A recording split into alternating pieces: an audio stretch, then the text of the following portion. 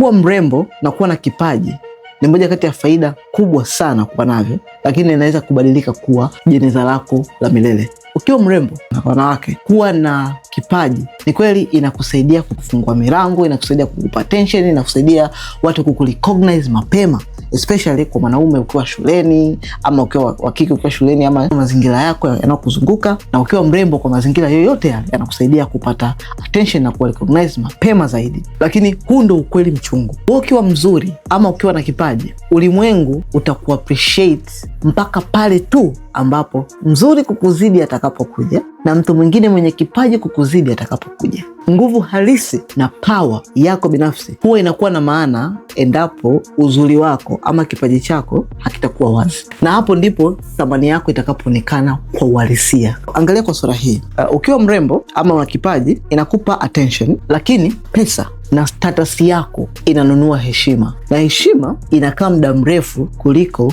urembo ulionao. Kati ya position ambayo ni mbaya zaidi ambayo mwanamke anaweza akaiamini au mwanaume mwenye kipaji ni kwamba urembo ulionao umebeba hatima ya future yako, kwa sababu kitu cha msingi ambacho ni cha muhimu zaidi katika ukuaji sio kwenye lips zako au macho yako ama rangi ya ngozi yako au hicho kipaji ulichonacho kwa position ulionayo, bali kitu kinachomata cha msingi ni banki account yako, ipo kwenye bank statement yako na reputation ambayo umeijenga, yani status na heshima na nafasi yako ulionayo. Na cha msingi zaidi kwamba hakuna mtu mwingine anayeweza kukureplace kwa namna yoyote, awe mzuri zaidi, awe ana kipaji zaidi, thamani yako itakuwa relevance.